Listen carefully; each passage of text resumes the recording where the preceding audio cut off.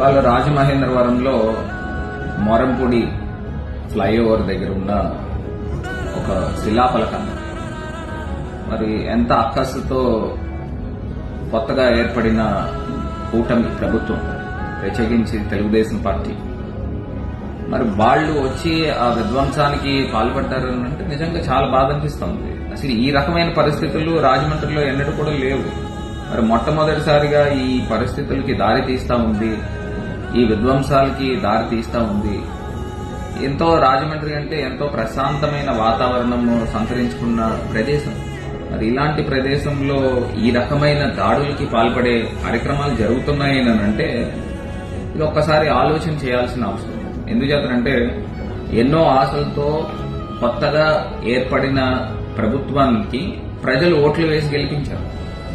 మరి అలాంటిది ప్రజల యొక్క ఆశయ సాధనలు వీరు పనిచేయాలంటే ఇట్లా శిలాఫలకాలను బదలు కొడతాము, లేకపోతే విధ్వంసాలు చేద్దాము.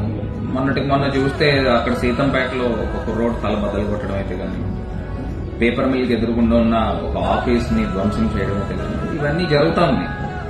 మరి ఒక్కసారి కొత్తగా ఎన్నికైన ప్రజాప్రతినిధులు ఈ పరిస్థితులు రాకుండా ఉండే విధంగా చూసుకోవాల్సిన అవసరం ఉంది.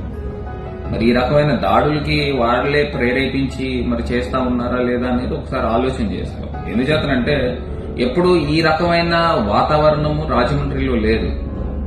సో ప్రజలు కూడా వారు ఓటు వేసి గెలిపించారు, వారి ప్రజల యొక్క ఆలోచనకి తగ్గట్టు ప్రజాప్రతినిధులు పనిచేయాలనేది నేను కోరుకుంటా ఉన్నా.